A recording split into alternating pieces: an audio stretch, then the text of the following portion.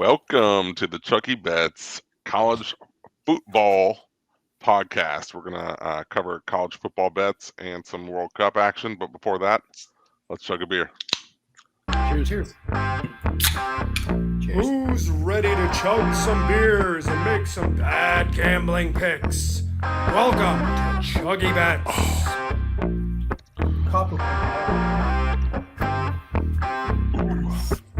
So we got Andy, we got Matt, we got Sunshine. We're going to hit guys with our full picks. And before we do that, though, we're going to touch on the World Cup. And I wanted to send around and cover what we learned so far in the World Cup. Matt, what is your thoughts? There's been so many good games recently, and I've done a lot of learning.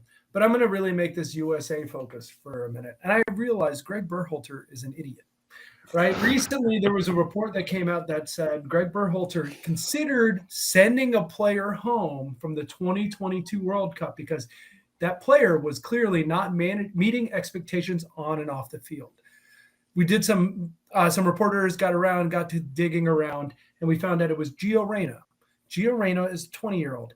He comes on and he apologizes, but he does it kind of passive-aggressively, saying, well, I'm sorry that my play impacted the whole team. I didn't think I was letting down the team, and saying I didn't even get to play, so it's hard for me to dictate the pace of the game, which is all very fair. And everyone on this podcast... Yeah, that's one of those I'm sorry you're offended apologies. Where you're like, okay, I don't really mean this at all. It was lovely.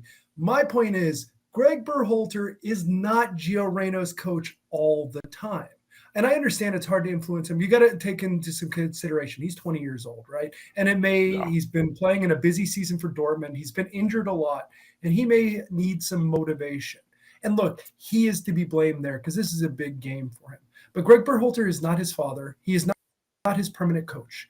His goal is to create an environment for everyone to thrive, right? The USA coach is very different than the club coach because the club coach has to work with these people to make them fit 40 games of the year. They're the true coach. Gregg Berhalter just needs to put the pieces together. And he did that so poorly the entire World Cup, from not including Pepe. Josh Sargent, for as much as I made fun of him, had a game against Iran. He had a game. Yeah. And I kudos, hat tip to you. But I cannot believe Gregg Berhalter throwing his players under the bus. And even, why would you even report this story now? Like, what's the point? Just to save face? You're trying to position yourself for your next job? I have to assume he thinks he knows he's getting fired and he's trying to save face. But it's really a bad look. Do you guys have any thoughts? I saw one thing that said that he made those comments at a small conference, and he's come out since and said that he was under the impression that what he said in that conference was off the record. That seems like an excuse, but just, in the interest of balance. That also seemed like a whoops. Oh shit, I forgot. It's not like he sat down with ESPN and said like, hey, I want to get something off my chest. Let's talk about Gio Reyna. Right, like he said this in what he thought was semi-private, and I don't know if I buy that either, but it does change it a little bit. I firmly believe that Gregg Berhalter thinks his job is safe. I don't think he thinks he's getting fired, although he probably should. So I don't think that's the route here. But Sunshine, you got any thoughts on that? Anything else? I definitely don't think that his job is guaranteed, but I don't think he's on the hottest seat out there.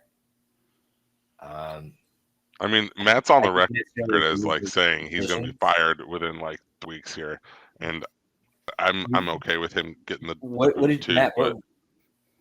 I wish we could like go back and replay it. What did you say? Did you say fired before Christmas or fired before the New Year? Before the New Year. But before the New Year, look.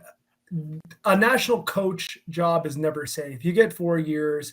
Roberto Martinez for Belgium got like 8 to 10 years. And obviously we saw that unravel at this last World Cup when he had the golden generation. You could never get him past. Granted, that's an amazing Belgium team, and they accomplished an amazing amount of wins and caps for a team that's for a country that's very small. So I'm super impressed there. But I think Berhalter, he's kind of a sitting duck. I think he kind of. I don't think he's good tactically. He got undressed against a professional team in Holland, where they just let us. They were like, "Yeah, you guys can run yourself ragged. We're just going to counter. We're just going to counter." Oh my god, yeah, that was so frustrating because that's the way that the Dutch play. You know, they let you go, and then they capitalize on your mistakes. Yep. And they really, like you said, they really showed what we had. It was almost like we were playing with our cards turned against us. I agree. Everybody could see what we were dealing with. Yeah. So go ahead, Ian. I've been reading about this a lot, and I agree that he's not the best tactically. And the one thing that people keep calling out is that he really brought this team together and really like psyched people up. Like, if you're a soccer player and you can't get psyched up for the World Cup, like you really need a coach to do that for you, right? Like any coach should be able to get their players psyched up for the World Cup.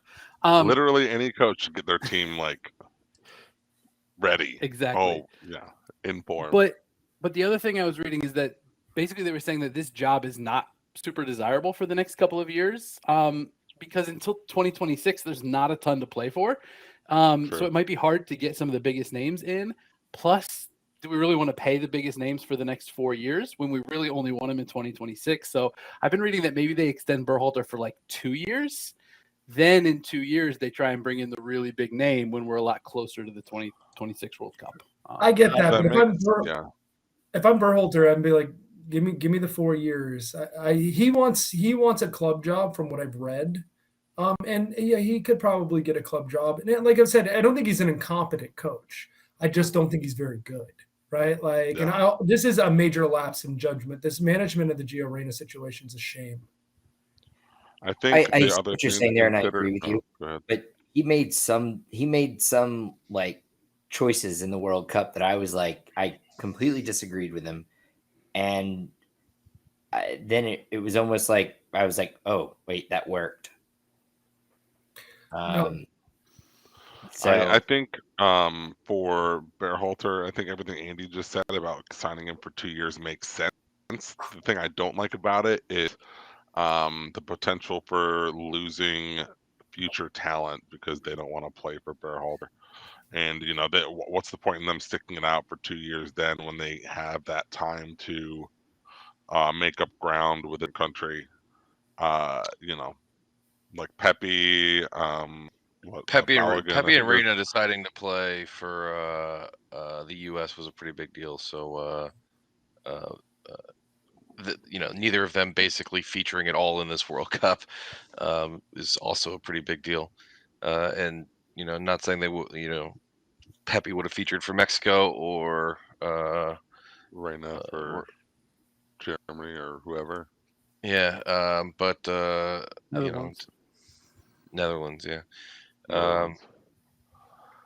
But it's still that they made this choice and not being featured, and it just doesn't speak very well to the next guy who has to make a decision. And it's not Netherlands. That's my bad. I was thinking of Dust. So. Oh. Well, either way, wherever, somewhere that's not the U.S.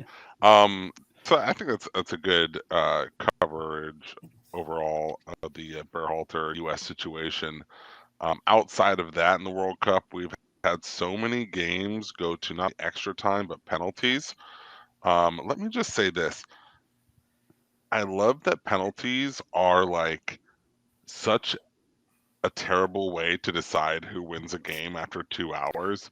It's like the same thing with like when a hockey game goes to a penalty shootout, or like settling a basketball game with a 3-point contest or something. It's like it's only like a very small fraction of the sport they're in a very like different situation, but I love it. It's so dramatic, so like do or die.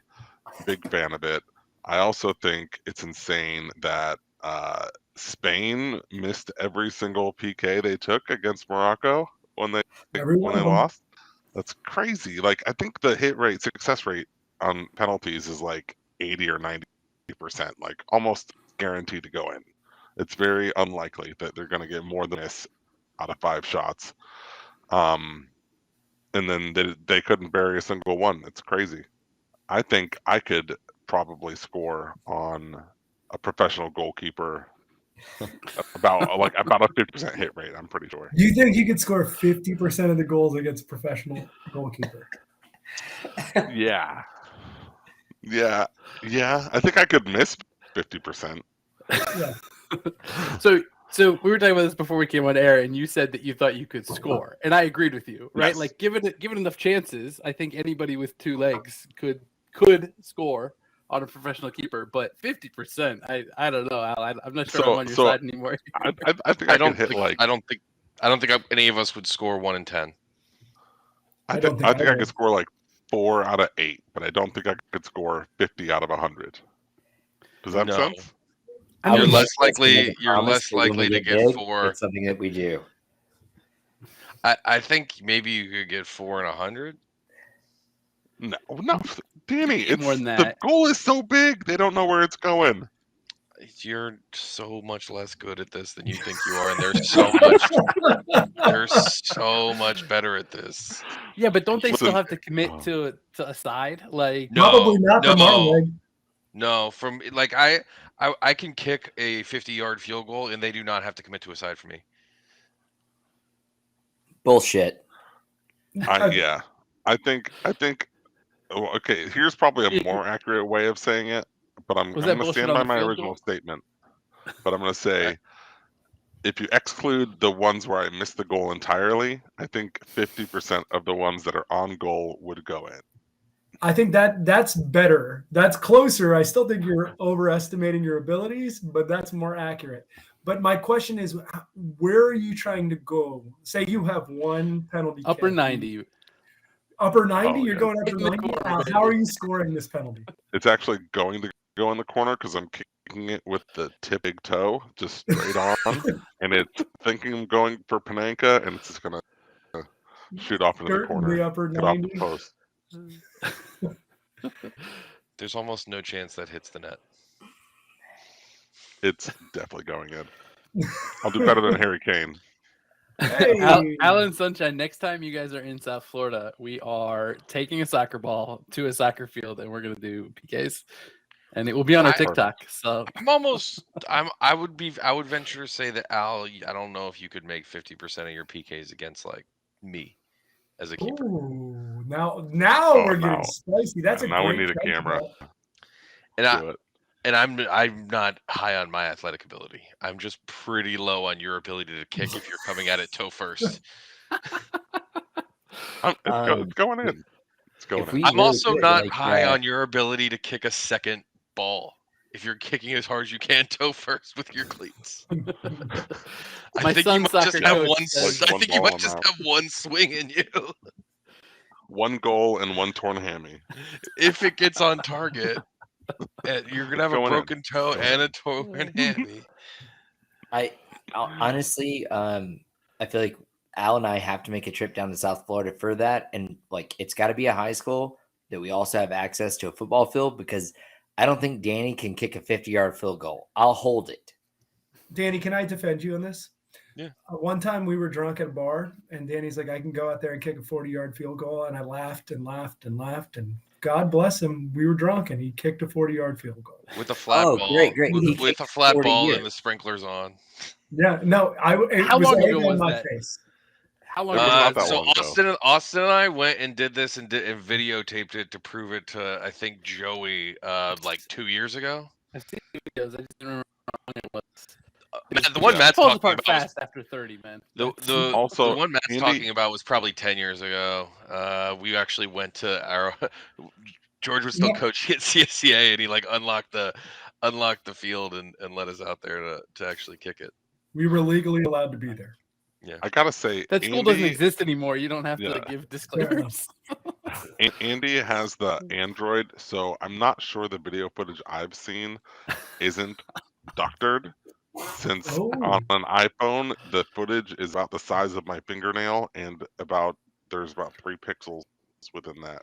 Hey, I've got an ally here today, guys. Sure. I'm not the only. No, he went iPhone today. Oh, did he? Yeah, Sunshine changed. I thought Sunshine was an ally.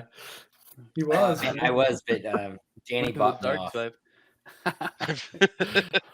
Yeah, with just knowing that iPhones are better is how I bought you off. Yeah. So we're going to try and knock out some college game picks here too. So let's just jump into the 2 matchups we have in the World Cup tomorrow and Wednesday. Argentina, Croatia. Do you guys have any thoughts, any feelings about that matchup? It looks like Argentina by half a goal is the spread. Over under 2 currently. Danny, you want to go first?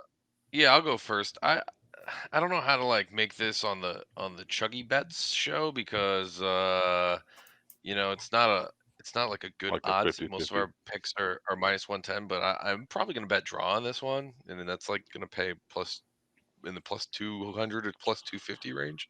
And then I'm probably gonna also bet Croatia to qualify, which I believe will also be plus money. Yeah, I'm similar to Danny here. I'm going to take Croatia plus the half. Likely going to be a draw, in my opinion. I think Croatia. Look, Argentina's got a ton of talent. Lautaro Martinez is great, and Messi's been playing out of his mind. He's been great so far. Their expected goals have been really shoddy, not as good as you would expect, and they should have lost last game. I know Netherlands pulled some miracles in order to get that to extra time, but expected goals wise, Netherlands played great compared to Argentina. I think Croatia is a super professional team, really good defense with Vardy all in the back. You got 2 great mids in Modric and Kovacic. I don't think it's going to be easy for Argentina. I think this game stays close, and I think it likely ends up tied. So I think the value is with Croatia plus a half a goal. I'll say, since both of Danny's bets are 2 to 1 or better, that if those bets hit, he gets to pass out a Chuggie. That's how we'll handle it. I like it. For either of those. Croatia plus a half. I feel like this game is a lot of wishful thinking. I feel like I'm rooting for Croatia, and I have like my heart behind it. It gets utterly destroyed, so I could see this being like Argentina 3-0, like in the first half. It could be. Well, and then it's just like awful, and I'm like, fuck. So just one way to think about this is the books are going to be rooting for a draw in just about every game that's played in the World Cup, and in this round there's just 2 games, and the other one's not going to extra time, in my opinion. So this one, so then in that case, this one probably will. You know what? Here's what I'm going to do. Oh, go ahead, Andy. No, go ahead. I was going to say, here's what I'm going to do. I'm going to bet Argentina minus 1.5, and that's also a plus 245 right now. So that's going to be my play here, and then I'm going to play the draw in the France-Morocco, and Danny and I, one of us is going to be right and really wrong, and I'm going to like that. So I like that because not to just skip on to the next game already, but Morocco has been letting up basically 0 goals every game. Yeah. So I was thinking that would be the one that I was going to go for the draw in, but no, France is too good, and they're not going to be able to hold France to 0 goals in regulation, and I just don't think Morocco is going to be able to keep this Cinderella story going any longer. So I'm going with the other one for the draw, and I'm gonna bet them to be able to hold France to just 1 goal, but not be able to score any in this one. So I'm gonna take France to win in this one, and then also the under. Yeah, I think the under will be around 2.5 at like a regular minus 110 number. Yeah, but I think the number on the under right now is minus 2.25 at 118. Under 2. So I'll probably take the plus money on under 2. Yeah, that one is that's crazy. And then just push if they draw. Yeah. Or France scores 2. Yeah, France is favored by a goal, and then the over under, like we just said, 2.25. I feel like, Danny, the way you're betting that one, you're gonna get your heart broken by like a 90th minute Mbappe like rocket. Like every time I bet, Mbappe's had so many chances. The funny thing is, he's probably going to win the Golden Boot. What is it? The Golden Boot. But he could easily have like 4 more goals because in the first 2 games he like missed 3 big chances. and he's had a couple others lately, but I know in the first 2 games he missed an easy 3 big chances. Yeah, he's incredible. I don't know. He's just always there. He's just always making chances. He's always there. He's so good. It's so fast. He's got amazing pace, right? He's got the Vinicius Jr. pace, but just an absolute rocket attached to his right leg too. Like he's a terror. And his ball handling's good enough in order to make it, right? I mean, that's not besmirching Vinicius. Better than good enough. Him and Junior both, they're so fast, but the ball's like stuck to their right leg while they're running. It's amazing the fact that they can go that fast with the ball that close to Listen, we all know about balls being stuck to our right leg. We're all Florida boys here. Some other side props I like in this game. I'm with you, Danny. I think I'm gonna lay the 1. I'm gonna lay the 1 with France. I think they're gonna win by 1 at least. So I probably take the value. I like Antoine Griezmann to possibly get an assist at plus 180. And I'm looking for Handsome Man goals. I don't know if anyone's seen that, but he's been on fire as far as scoring goals. But he gets assists from everyone. Yeah. Goal scorer. Olivier Giroud. Giroud. His anytime goals have been in the 2s. They've been in the 2s. So that's been good value. Oh, it's plus 175. 175 there. Not as good. It's a little lower this time. I don't like that as much when they're playing Morocco because of Morocco's defense. Yeah. And if there's only one goal scorer, is it going to be him or is it going to be Mbappe? And if you want to get real spicy and you think this one will hit the over, you could look at Youssef Nassari at plus 460 to score a goal. He's going to be him or Ziyech are going to be the ways that Morocco score. And he's a good striker. He's good in the box. France, for what they do on offense, they can be a little lackadaisical on defense. So there's going to be a couple opportunities for Morocco to score. And man, I'll tell you what, I've been so impressed with this Morocco team. The way they counterattack is beautiful. It is so fast. They've been playing great defense, and that ball's gone. There's 8 triangle passes, and it's in the other penalty box. It's amazing. Yeah. If I could just add, I'm done betting on the World Cup just because I've done awful. But I cannot remember being so excited watching a World Cup like this since like college, really, which was an eternity ago. I just want to add that no matter how these next 2 matches play out, we are either watching history be made or the potential of history being made, which is pretty amazing. Well, the storylines write themselves, right? Croatia could be back-to-back in the finals. Back-to-back, and it's only happened – well, we've only seen, like, other teams meet back-to-back one other time. Mm-hmm. That was Germany, Argentina.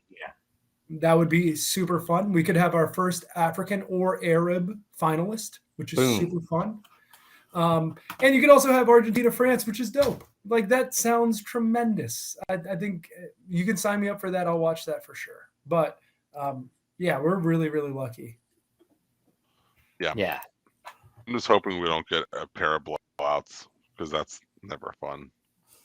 No. This is high potential. There's high potential for a blowout. Morocco's defense has been – I'm actually pretty excited about the Morocco game. I am too. I'm calling it the Morocco game. Ooh, I like that. Would you bet Morocco here? Plus 1 goal. You know what? I didn't bet Morocco to get out of the group stage, and you were like, yeah, you're like Nostradamus with the fucking soccer, man. I was lucky. Yeah, I love the Moroccan defenders, Hakimi and Mazraoui. Yeah. So. Who do you guys want to win the World Cup the least? And then leave it on that note. I'll go first in this one. So for me, it's Argentina. Messi can get fucked. No. I don't want to see him. I don't want to see them win. I knew you were going to say that. It's just there's no other team to really like hate. I mean, I think it's easy to hate France for a circle. I think there's enough on that to dislike. But I am not hating on France at all. No, Yeah, Mbappe's young. He'll be in the next one, but like this is like Messi's last one. What I really wanted was a Ronaldo Messi like boom. Oof. But I haven't really been watching this World Cup from a position of hate. It's really been more rooting interests in what I've been betting on. Yeah. You've been good. You've been good at the betting portion for sure. But So are you taking the higher ground? Are you taking the high road here, Danny? And you're not going to offer a team you're rooting against? I mean, I guess Morocco because I'm betting against them. oh, ouch. Okay. Who I want No, to I kind of look. I kind of always have an anti spot in my heart for Harry Kane. So I guess I was rooting against England a little bit. He's Tottenham. I agree. I don't really want to see Croatia play, not in like a bad way. I don't really like Argentina either. I like Argentina for Lionel Messi, right? And I love his greatness and he's magic to watch. But the rest of the team, I don't give a shit about. Like, and they all like are shit talking the Dutch and the penalty kicks. All that stuff rubbed me the wrong way when they're like doing this stuff, like on a game-winning penalty kick. They can fuck off. But I like Lionel Messi, so I'm rooting for him. Croatia plays a very boring style. It's great. It's beautiful, but it's not the – I would rather watch one of the other three win. And that's against a Chelsea player. I'm saying that. And I love Mateo Kovacic.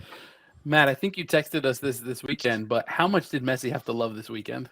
It's a great right? weekend. Brazil goes home. Ronaldo goes home. Like, it could not have set up any better for Messi. He's looking great. All he needs is the trophy, right? That and the golden boot. He gets both of those, and this is an unbelievable story, especially with Brazil being bounced. He had to be so – dude, can you imagine how like the pandemonium in Brazil at the end of those PKs? First of all, Neymar didn't get a chance to kick the ball, which is crazy to me. Like, you have to let him go first. You have to make sure he gets an opportunity there. Like, it's fucking Neymar, right? Like, there's very few people that people know globally, right? Especially in the Americas. Neymar is one of those names that people know. He's got to get an opportunity to kick the ball. I can't imagine what it was in the major cities in Brazil. It had to feel like a riot because that team sometimes you let your best player go first and he chokes. Virgil van Dijk hit the post. He did hit the post. But I don't think of Virgil van Dijk as like a prolific goal scorer, right? He's the best at defense, and he's the most calming force. So that's a good point there. But I guess he's no Neymar too. I mean, VVD is no Neymar, but he's still, he's still their brand name player. Yeah, he's I the think best. It's more noticeable when the guy's on the sideline the whole time or when he misses the last kick versus when he misses the first one. But you want to make sure your best guys are getting their foot on the ball. Yeah. I can't believe it. I can't believe Brazil went home. And I would have liked to watch him play a little more because I was kind of going with Danny's position outside of Harry Kane. I don't really hate on anyone, and it's not fair to even hate Harry Kane. He seems fine. But he's fine. It's literally just a Chelsea thing. It's okay to hate him. It's just a Chelsea thing. But I did. There was like a small part of me that was a little happy when he skied the penalty. Oh, it was hilarious. It went home. The ball, they were sending it home. Remember, like I had Ty in that. I had Ty in that game, and I needed that. I needed that goal, like bad. So when they called the penalty, I was happy. But then when he skied it, I was still happy for some reason. It was like I lost my bet, and I was still happy. It's a weird thing. It's a weird feeling. Yeah. Before we wrap up, I do think it's important we talk about the passing of Grant Wahl. It sucks, right? As far as American soccer pundits, he is the best. Roger Bennett is, I know he claims to be American now, the guy from Men in Blazers, but he's clearly British, and he's a hilarious personality, totally different thing. But like what Grant Wahl did for American soccer, and not just the men's game, the women's game as well, was truly inspirational. And it's a fucking bummer that he passed. It's been a hard note for anyone who follows American soccer. I don't know if anyone has something else to add there.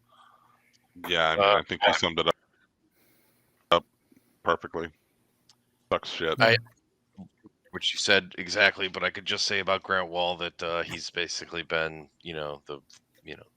the written voice of American soccer and the audio voice recently, but the written voice of American soccer for a very long time in the and the audio voice very recently, and basically the face on TV for American soccer for a very, very long time. So yeah, unafraid to be where messy shit is, unafraid to put his thoughts out there, and tell a story straight and get to the heart of things. And he's also apparently just like was super nice, always willing to offer information and be back to anybody who wanted it. So real bummer.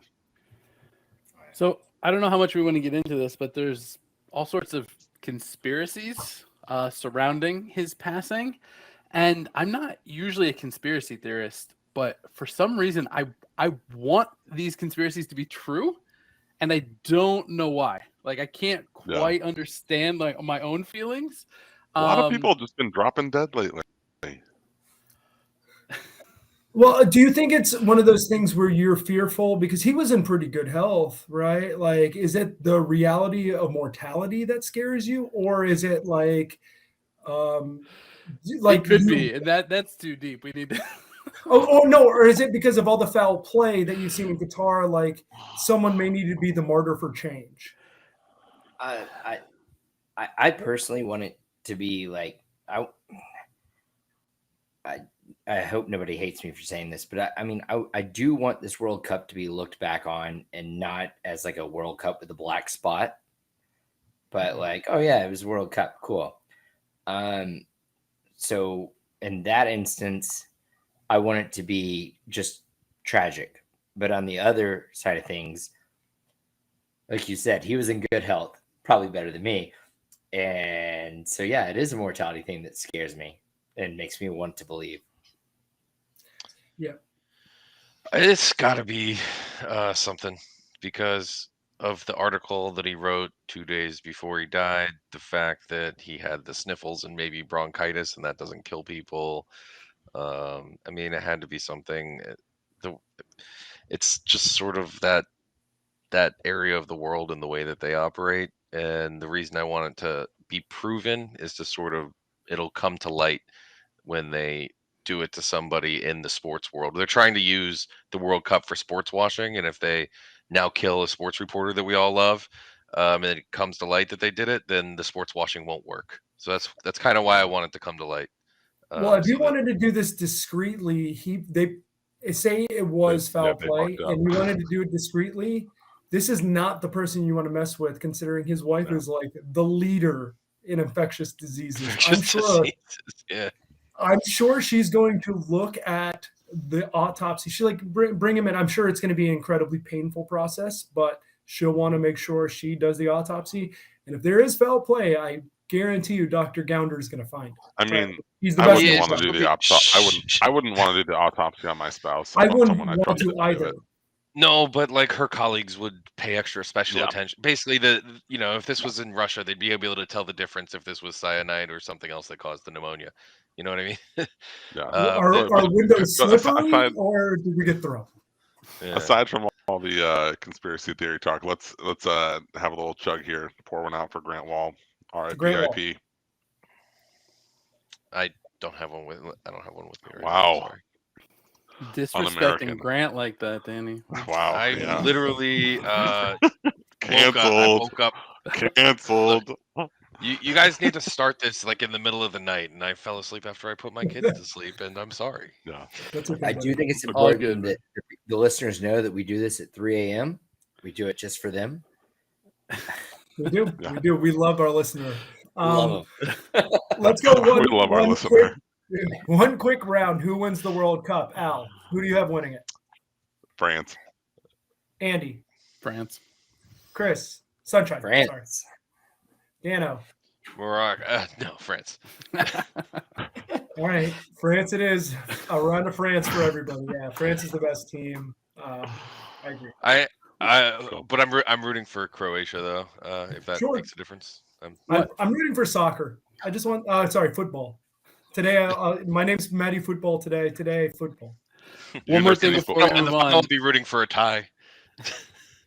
Those plus 200 bets have been paying so good. He's so good. One more thing before we move on. Did you guys see the guy who had like a 6-team parlay. It was all the different champions, like Did. who was going to win March Madness, who was going to win NBA championship. Like he had 6 different ones, and the only outstanding leg is France to win the World Cup. If France wins the World Cup, he's going to turn a $26 bet into something like $833,000. No, it's he was offered like 86,000, I think, to cash out before the World Cup started. And he said no, and now he's 2 wins away. So, do you let it ride there, Andy? Yeah, would you let it absolutely. ride? With France, yes. Yeah. I do not let it at 10 to 1. I would need better odds on my cash out than I'm never going to find myself in that position anyway. No, I'm just saying, because that's a terrible bet. I would never make that bet in the first place. But no, I probably would have cashed out. I would have cashed out for sure. Brazil's alive, baby. Brazil's still here. Like, I'm not trying to mess with France. France is great, but I'm good on him. I saw him throwing beers at the first penalty. And we knew it from the beginning that France was going to have to go through England, and Brazil wasn't. That's why I would have had, I wasn't on the original, but I would have had Brazil as my favorite from the beginning, not realizing that Croatia was the monster that they were going to have to go through. Croatia's good, man. They always do their thing. Mm-hmm. All right. With that, let's move on to the other kind of football. College football. Bowl week starts this week, which is pretty exciting. But before we get to our actual picks, a couple of quick things we wanted to run through. Since we just talked about the bummer that is Grant Wahl passing, or already low. Let's keep it low before we bring it back up. Unfortunately, many of you have heard Mike Leach suffered a massive heart attack yesterday. Varying reports on whether or not he might be okay or not. Most of them seem to think he's not. So he is alive as of this recording. So thoughts and prayers, whatever it is send out into the universe for Mike Leach. But we just want to take a minute to remember Coach Leach. Either way, whether it goes well or goes poorly. So, anybody have like a Mike Leach story or something you want to talk about Coach Leach? I always like Mike from his perspective of he never took sports that seriously, even though sports were serious to him. When he talked in an interview, it was always nonsense. It was always some sort of shenanigans. Now he is not the greatest human being, right? I don't want anyone to get that twisted. I don't believe he is. There's a lot of things that have happened in his past, but he's always been willing to not just talk sports and give people a good interview. And I appreciate him for it. I'll never forget when he said, we failed to make points as coaches to our players as well as their fat little girlfriends, right? It's such a nonsense statement, right? It's so dumb. But like you get exactly what he's saying, and he's doing it in such a colorful way, and I appreciate that. Like remember in like the 70s and 80s, all the cultures are like, wow, we didn't run the ball. Wow, we didn't have enough today. He never takes that approach. It's always kind of like tongue-in-cheek, realizing it's a game and he loves the game, but I appreciate that about him. I'm going to piggyback on what Matt's saying right now. Yeah.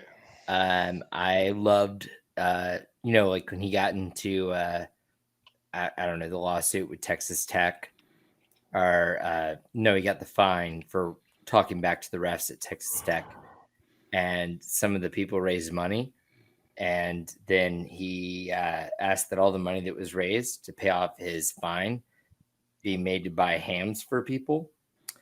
And in the next interview he had, they asked about how he felt about the reffing of that particular game, and he was like, "Oh, I don't talk about the refs. I just buy hams for people."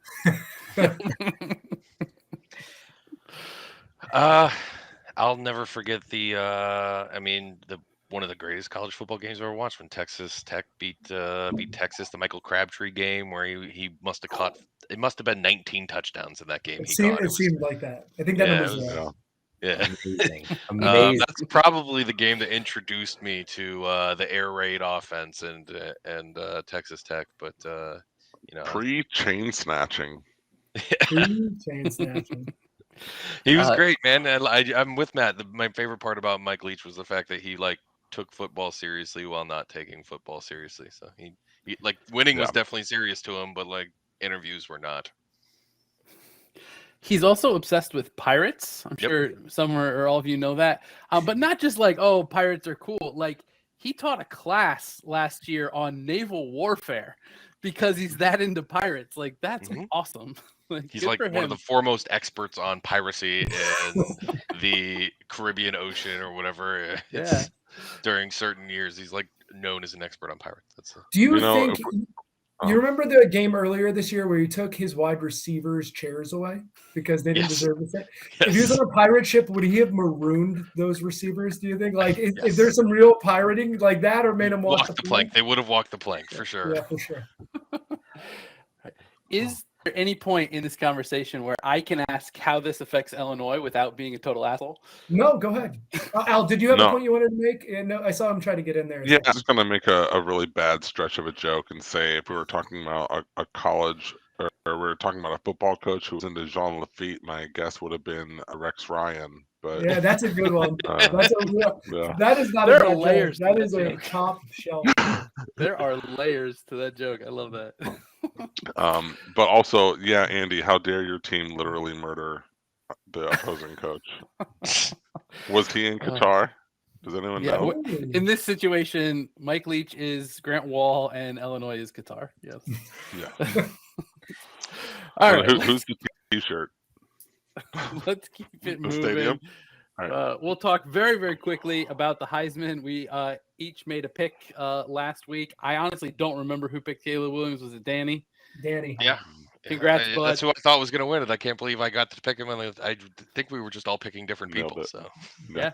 So you have a chug to give out at some point today. So enjoy that. Speaking of last week, there was only one game. It did not go well. We had a Cyclone on the under, and we got totally boned by overtime. That was not a fun watch. Anybody have thoughts on that? It was well, that was I got thoughts. I got thoughts. That was the most fucking bullshit I've ever seen in my life. All right, that was clear and utter foul play. Okay, now I don't know if any of you guys watched this overtime, but this game there was zero offense in this game the entire game. Zero. Now I was going to tell you that I jinxed this because like it was right before halftime. You did. It was right before halftime, and I say I wished I bet more money on the under because there was only 3 points scored. And right after I send that text, Army comes in and blocks a punt and returns it for a touchdown. And even after that, I felt great. I still felt great at 10 points going into halftime. It was fine. It was no problem. 10 points at halftime. And you know what? It was no problem at 20 points going into overtime because there was still no offense in that entire game. When Army kicked that field goal to tie, I was like, who cares? They're not going to kick 4 field goals in overtime.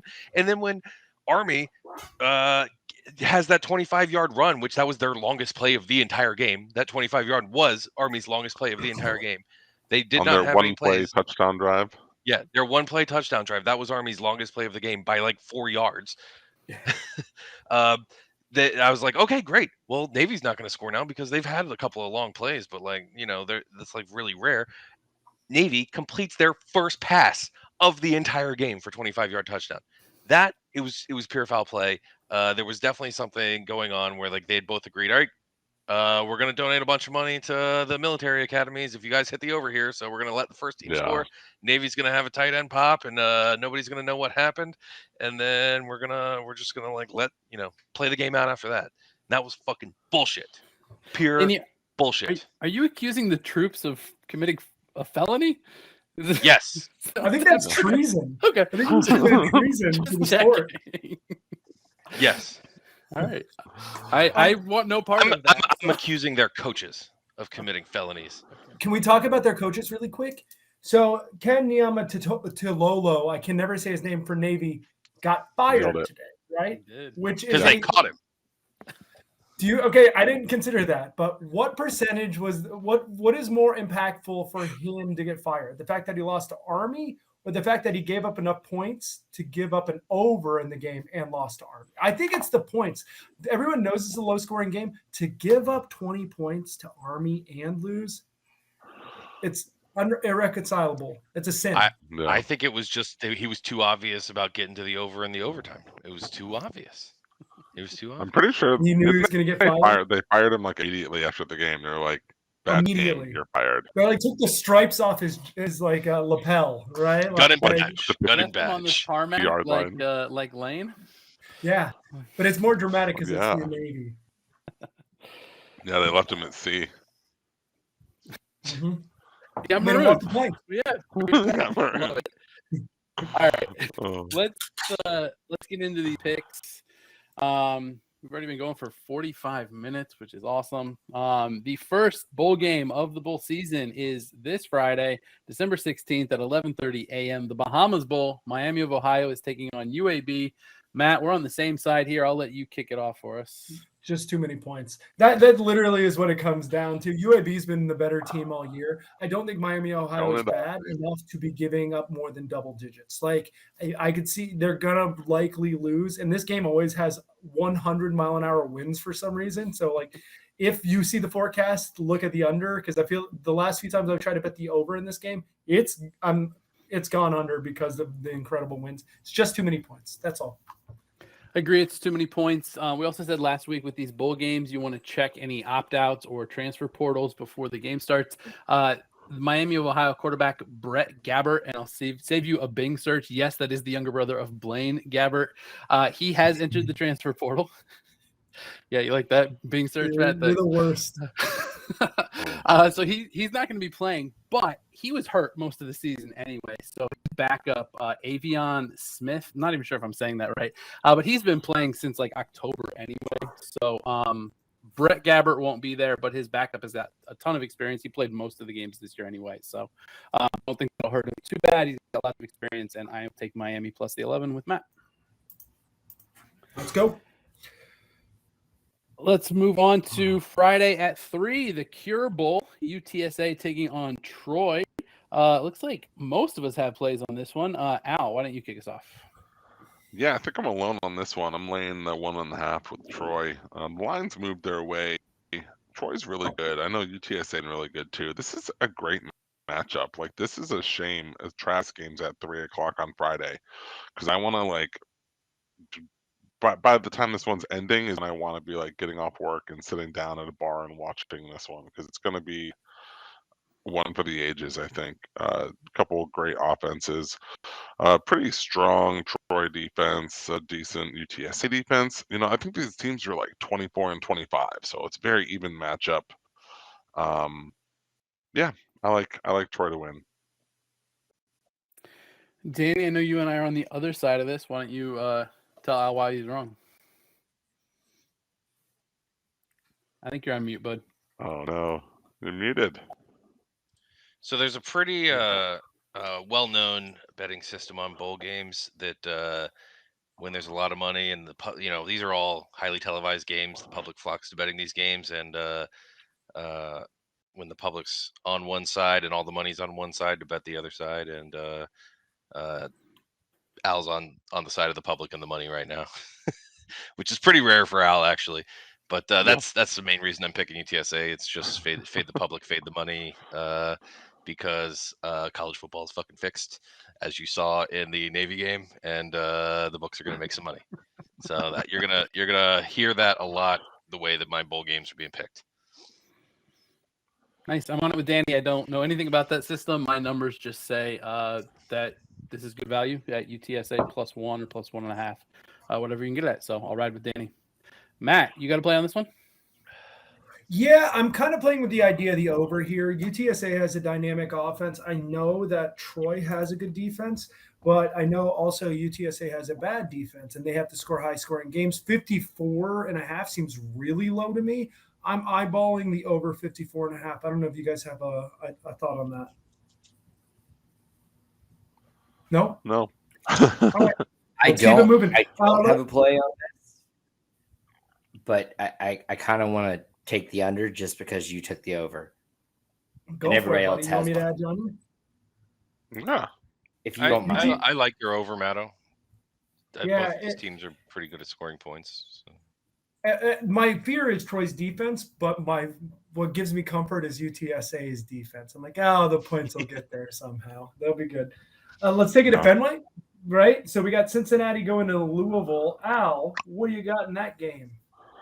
Yeah, I'm taking Cincinnati +1. I know this is a bad spot to be betting on Cincinnati, right? Like, their coach is gone. You don't know what you're going to get out of the team. A little what is it, like lost at sea here. And I'm also going to take the under. And the reason I'm taking both of these plays is don't think Louisville is any good. Okay, can't argue with that. Yeah. Chris, Both coaches are gone, right? Both coaches. no, Scott Satterfield's coaching both sides. Yes. Oh, that's right. Yeah. That's He's right. coaching So both teams. I'm particularly interested in this bowl because of that reason. Because, like, it's if you've ever been there, they're damn near like just a bridge away from each other, and so it's kind of it's like a rivalry game, and the Louisville coach is leaving to go to Cincinnati. Yeah. So I don't know if this is dumb, but I took the over. I feel like they'll both be going at each other's throats and just trying to outscore the other. I think Louisville is going to be extra petty here. I would probably bet Louisville on the petty level, but that isn't the gambling level. But I'm intrigued to watch. I'm curious to see when the cameras cut to Scott Satterfield from a Fenway box. Or maybe he'll be on top of the monster. Maybe he'll be up in the green monster for this game. I mean, he's got to be there for recruiting purposes. Well, yeah, you can't. He's got to be there for both teams. Like he owes it to the Louisville players, considering they're playing as well. Like if you should watch the teams. Hey, which city do you think is more annoying in a Boston accent? Cincinnati or I don't even know, Louisville? I don't know. I can't do a Boston accent. I don't think that word Either of those translates. sound like it. Both of those cities, when you say them, you have to say them in their local accent. Even when you said Cincinnati, you said it in a Cincinnati accent. You can't say them in a Boston accent. Louisville, you have to say it in a Louisville accent, and Cincinnati, you got to say it in a Cincinnati accent. There's no way to say that in a Boston accent. Absolutely not. No. They probably say Louisville in Boston too, just to be extra annoying. And then they get pissed at you for saying, what is it? Worcester, Southwick Worcester. What's next? Las Vegas Bowl. We got Florida facing Oregon State. Al and Danny are on opposing sides. Let's let Danny start us off here. This is another one of those where the money right now is on. I believe the money's on Oregon State right now, so I'm going to Florida. This one I haven't really. I was a little bit more iffy about locking in because I think Oregon State's a lot better than people think. But yeah, I'm sticking with the system. Yeah, I'm on Oregon minus 10.5. It's a big number. If this were like the first game of the season, this is one I'd definitely be betting on Florida at this, like with this spread, because you get bigger bodies in the SEC. Should be easier to move the ball and stop the run and things of that nature. But I don't think Florida's Richardson's playing, right? No, he is not. I don't think he is. Yeah. Okay, so that's why this line moves so much. Here, listen to this on Florida's quarterback, right? Anthony Richardson is not playing. His backup, they got the pedo. Jalen Kitna, save you a Bing search. Yes, that's the son of John Kitna. He was arrested earlier this week on charges of child pornography. So he will also not be playing. So their third string quarterback, Jack Miller, who has never started a college football game in his life, will be starting this game for the Gators. I was going to be on this makes me like Florida a little little more, actually. So. That makes me feel really bad for John. I wish we didn't know that. I can't go into it. But it also leads into why I love this play this week. The play is under 54. All the things you just said, even with Anthony Richardson, Florida plays incredibly slow. And you know who plays slower? Oregon State is one of the slowest teams in pace, and they love to run the ball. Gulbertson, or whatever the quarterback name is for Oregon State. Maybe you can do a Bing search for me really quick. I'm pretty sure it's not Gulbertson. Ben Gulbranson. Oregon State's home of the 28-point comeback with 0 completed passes. I get it. I get it, dude. It's not Ben Gulbranson anymore. It's now Gloob. It's just Gloob. Gloobertson. Go fighting Gloobs. But Oregon State does have a good defense. I'll drink a beer for the fighting Gloobs. That's great. This is a reward, drinking a beer, not a punishment. But both sides have really good defenses, and both sides, I don't know if they can throw the ball. So Under 54, nice. hit it all day. It seems like the most logical play I can make. This will be my chuggy bet. Love it.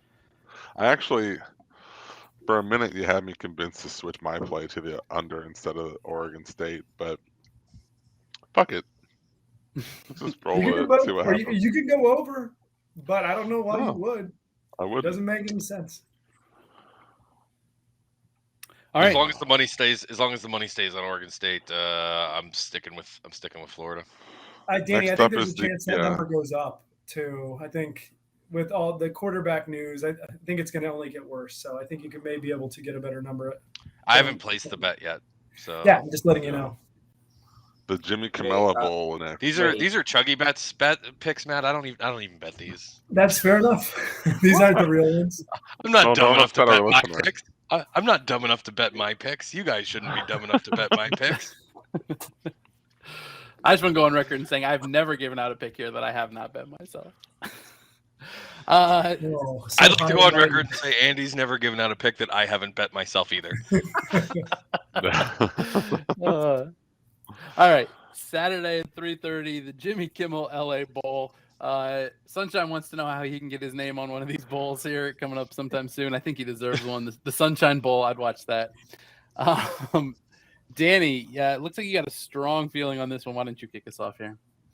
Yeah. So this is another one. The money's all on Fresno. This one hurts me. Because I love me some Hainer, but I'm going Washington +3. Michael Penix is playing in this game, right? I know he's coming back. Washington State. Oh, yeah. Then never mind. Sorry. No, he's not playing in this one. No, he's not. It's Gluberson. Washington State. Sorry, is also going to be without their leading wide receiver, and I don't even want to try and pronounce. Dejon Striblin will be in the transfer portal. He led them in receptions, yards, touchdowns across the board, and he has entered the transfer portal. So those are important stats, if I'm not mistaken. Is that right? I believe they are. Yes. Okay. So Al, you're going to tell Danny why he's wrong. Yeah, I'm just continuing my trend of taking favorites at their worst number. Fresno -3. Let's do it. I'm going to keep slapping unders. It could be Fresno -30. I'd take it. That's not true, but -3 is good. Under 54.5. Right, just put the money on it. Fresno Fresno State has a premium defense. Go ahead, Chris. Really gonna make a play on this Fresno one. State. And I'll have to do it when we get off here. But I'm gonna go with the Cougars to win in honor of Mike Leach, and I feel like that's not a bad way for me to lose my money. This one's highlighted on the thing. That is not my chuggy bet, by the way. I'm not going against Hainer for my chuggy bet. That was just old look at the sheet. Old formatting. Gotcha. Yeah. Okay. Take the under. Take the under in this game. Under 54.5. Fresno State's got a good defense. Washington State does not have a good offense. Hainer is going to make it interesting. Hainer's going to keep them alive, but under 54.5. Yeah, and just real quick, we should keep it moving, but I'm on Fresno State -3 with Al. I have my numbers with these teams rated exactly even, but that's with Fresno State playing most of the year without Jake Hainer. If you insert Jake Hainer, I think their offense would be rated significantly better, and it does sound like Hainer is planning to play there. So. Yep, Hainer, baby. The next one. Honestly, I was shocked to see that Rice was in a bowl game. They're so bad, but I'm betting on them anyway because all the money's on Southern Miss. I guess everybody else was shocked to see Rice was in a bowl game too, but Southern Miss isn't that good either. So I'm taking the 6.5 points. Sure. Nice. Saturday night primetime game at 7:30, the New Mexico Bowl. Sorry, I just read Matt put a joke in the chat. Matt, come on, you gotta. Not a good one. No. Let's keep it moving. So New Mexico Bowl.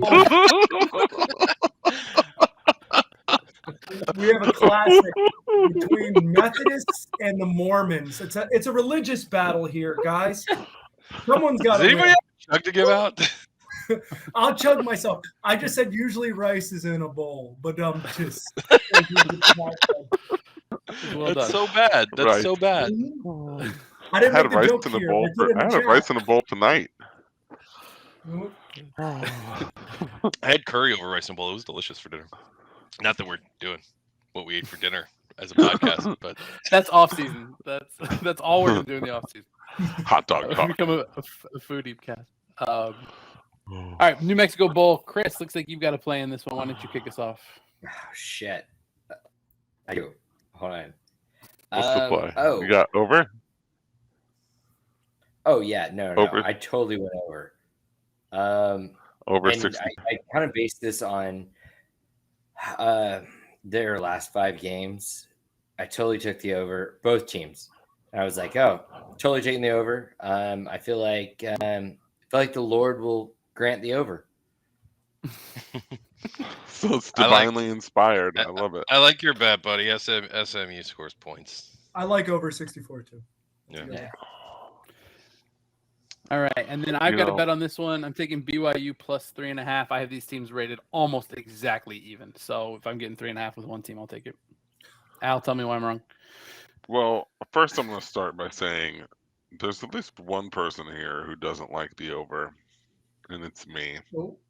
Under 64.5. It's too many points. And that's our obvious cop-out, right? It's too many points. It's always too many points. What's not too many points is the 5.5 point spread that SMU is favored by. This game, I got 3.5. Okay, well, if you got SMU 3.5, then fuck yeah, I'll take SMU 3.5. So Yeah. SMU 3.5 is the play. I am seeing 5.5 out there too, though. That's crazy. Yeah, I think you can get both right now, but I know that you can lay 3.5 on my books. So all right, so let's switch Al's to laying 3.5, and I'll take 5.5, and we'll both win when it lands on. 4-point spread is the winner.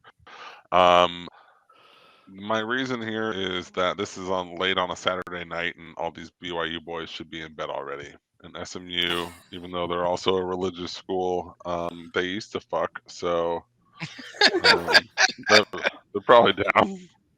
That's it. Let's get crazy. What's it? The Bedelia Bowl? What is it? New Mexico Poinsettia Bowl or some shit?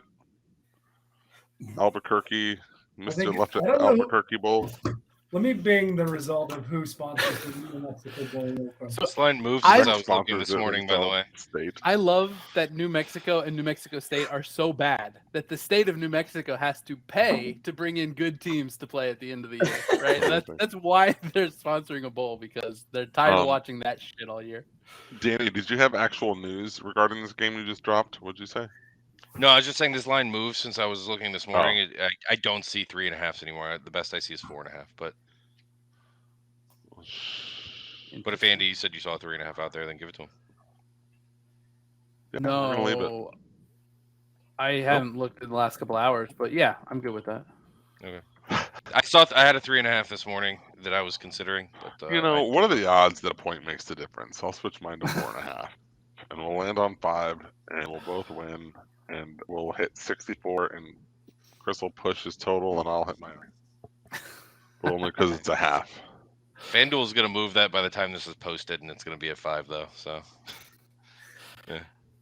All right, Matt, you want to take us to the last Saturday game there? Yeah, I originally bet this morning, so I'm imagining something happened. I laid 5.5 with Boise. It's now at 10.5. I have to think about if it's worth at 10.5.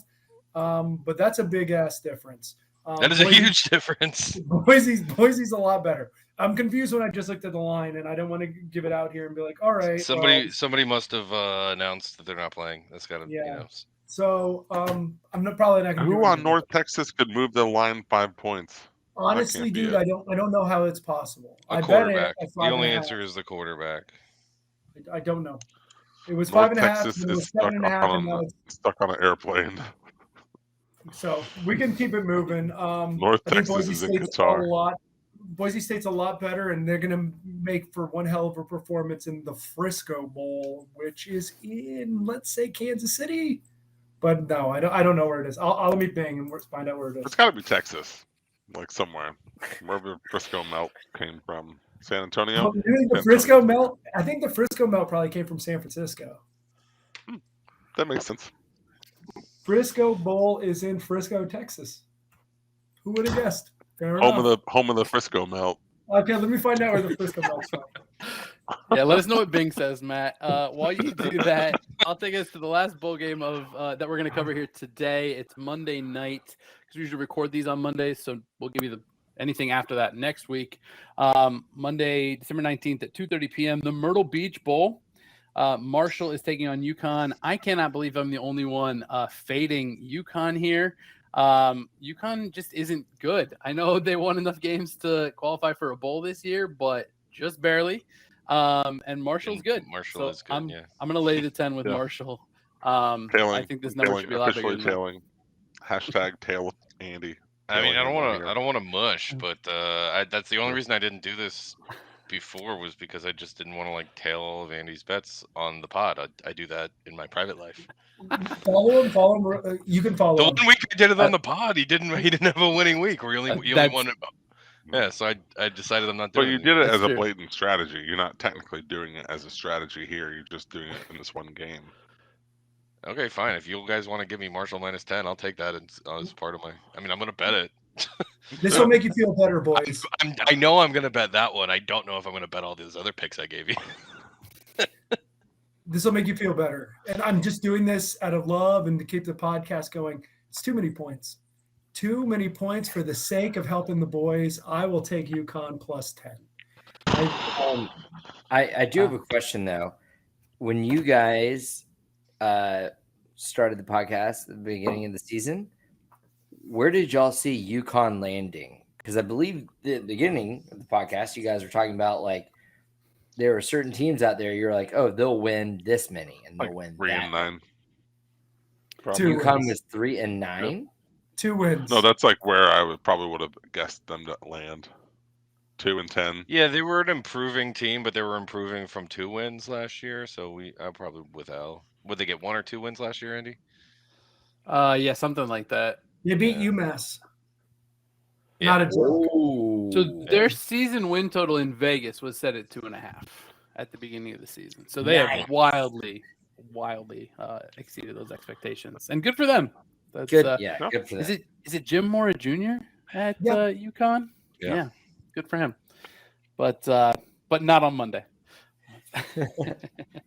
We're doing it. We're winning that game, Huskies. Yeah, Marshall's really good. I'm really surprised that I didn't like that one didn't jump out at me. Yeah. Thank you for pointing it out, Andy. Yeah. So Matt gave out that his Chuggy bet was under 54.5 in Florida, Oregon State. Anybody else have their Chuggy bet locked and loaded? Make mine Troy. Why not? Let's do it. All right. Anybody else? Make mine UTSA. Let's just make sure one of us wins this one. Ooh, I love it. So that's Troy -1.5, UTSA +1. Wait, +1.5, right? I'll get the most active line. Sunshine, do you have a favorite? Yeah, it's gonna be the dumbest thing you've heard all night. I hope not, but it could be. I'm going to make my Chuggy bet the Louisville-Cincinnati game. I think that it's just like the tale of two cities. We're about to watch that shit go down. I like it. I like that one a lot. That's fun. Love it. Oh, yeah. And I'm going to take Marshall laying the 10 against UConn. So. Good. All right. I think that's a solid winning slate right there. Those 5 Chuggy bets. A gang of winners. I mean, I guess you take whichever side you like in the one that Danny and I took, but so that's 4 bets technically because you're not going to bet both sides of the same game. But don't follow me. Just it's those 4 bets that are given out. You follow those. All right, everybody. There's only a few weeks of college football left for the year, so enjoy it. Make sure you take the time to really savor that. Anybody have any final thoughts before we go? Yeah, I have one thing. I think there's a chance Bobby Petrino is coming back in our lives, and I think we need to talk about it real quick, right? Bobby Petrino, right? This whole situation. He's built a house on lies. He literally is like a house of cards, but every card is just more bullshit that he feeds people. And there's a chance There's a chance, boys. Jimbo Fisher is bringing him in the fold to be the offensive coordinator at Texas A&M. And that's an interesting relationship because there's one thing about Bobby Petrino is he doesn't have a small personality. And there's one thing about Jimbo Fisher. He doesn't suffer fools, right? And they're going to fight. And I can't wait to watch them fight on the sideline. I hope Bobby Petrino isn't in the booth and he had to be on the sideline with him. And I hope they actually punch each other in the middle of the game. That's all I wanted to get out there. And then I hope Bobby Petrino shows up the next day with like his like neck brace on. Yeah. I was gonna say, do you guys watch The Righteous Gemstones? Because this is definitely what's his face and Uncle Baby Billy. John Goodman's character, Uncle Baby Billy. That's the two of them. So you know how like Nick Saban has built this like flawless program at Alabama where coaches that like are down on their luck can go like be a film coordinator for a year and then maybe be like an offensive coordinator for a year and then like now we can go be a head coach anywhere we want. It's like the Kmart version. This like Jimbo's trying to do the same thing, but like he's not a good coach anymore. Like he can't even win 6 games at A&M, and now he's trying to like do that with Bobby Petrino, and he's bringing in guys like, with him. Saban's he's gonna like drag him down. And Jimbo's AA. Yeah. It's like a senior citizen community. It's like back in my day, I won a national championship. And Bobby's like, well, back in my day, I had a Heisman winner and Lamar Jackson, and they're just sit here and talk about back in my days. But have been I feel like they're back in my day, I banged like 9 co-eds in one season. Back in my day, I got cucked by a Florida wide receiver, and then they just get on with it. I was there. Yeah, I seen him. Chris, do you have any? I know you're very close to the Bobby Petrino situation. Any hate you want to throw at Bobby Petrino for how he left the Falcons overnight? Fuck that guy. Fair enough. That's all I got. I want to make sure. I hope it happens. I'm manifesting this. This is the only. Some people manifest goals. I thought it was a done deal. I don't know if it is a done deal. Oh God. Twitter was like under the impression it was a done deal. I didn't see any official reports, but Twitter was like all about this happening. Twitter also tried to kill Mike Leach, so and they were right. And they were right. For the sake of the joke, Twitter is. He's like, I don't want to like get too much into this, but he's like brain dead. They're just like, figuring out when the best time for him to die for his estate is. Can we give Danny 1 minute here for this too? Coastal Carolina. And today they announced Greyson McCall, your boy, and your favorite rooting school that isn't in the ACC are parting ways. Do you have any thoughts? I know. I'm like the child of divorced parents. But on the bright side, next year, 2 Christmases. Yeah, hell yeah. Right, hell yeah. right. So like, I don't get to root for Greyson. They're not in a bowl game, right? So. Coastal, I think, has got to be in a game, right? Are they? I don't know. Not this. Oh, yeah. They're playing East Carolina. They're playing East Carolina. Oh, yeah. It's just it was off the board. I was trying to fade Coastal right after it happened, and they took it off the board before. Anyway, so yeah, I like the first game's gonna be bad, right? Because like Dad's not even gonna be there. Mom's still down on her luck. She doesn't have a job yet to pay for anything or a new man, whatever. But next year, Coastal's going to have a new quarterback. They're going to be doing great. I'm going to have them to root for. Greyson's going to be out of the new school. I'm going to be able to root for him. It's going to be like having 2 Christmases. It's going to be great. Where's Greyson going? I'm going to say South Carolina. Everybody knows, Matt, everything works out for children of divorce. Right? It always does. It's always easier for everybody. You have a higher percentage of alcoholism. Hell yeah. Cheers. You're like twice as likely to engage in risky sexual behavior. Everybody loves risky sexual behavior. Who doesn't? Bobby Petrino does. This is me. This is me with Greyson and Coastal Carolina. I'm the child. Lovely. I'm going to be having risky sexual behavior while watching Greyson and Coastal play. But you're what getting if he goes to UNC? 2 Christmases. What if he goes to UNC? I don't. Drake May said he's coming back. No, he said he did. He did. That's right. Yeah. He was just negotiating. Drake May was negotiating. He was getting his NIL up. He's only a redshirt. What if Greyson McCall goes to Miami? Yeah. Greyson McCall. That's not a bad play. I don't know if he'd be the Cristobal style quarterback, but I literally don't know what that looks like. If What's it's the Cristobal style quarterback? You mean bad? It was Justin Herbert for a few years. Because I agree, he's not. Yeah, he took Justin Herbert and turned him into a handing off quarterback. So yeah. It's like, this guy has a good arm, but you know what he should do with that arm? stick it out like this and let the ball go and drop it. He was really good at that, though, in his defense. Yeah, he did look good while he did it. So if we're gonna spend a minute talking about transfers to our favorite schools, I think you guys all know Devin Leary entered the transfer portal. But did you know that the assistant coach that recruited him to NC State is now on staff at Illinois? And do you know love that. You know who plays for Illinois? His little brother is on the roster at the University of Illinois. Ooh. So you heard it here first. Devin Red Leary crumbs. to the University of Illinois. God, I would love that. That would be That would be a big transfer again. Why can't we bet on this? Why don't books offer transfer odds? They do for like the biggest guys sometimes. Probably because it's too easy to rig. Yeah, Devin Leary could log in and bet everything he owns on some long shot and then go there, right?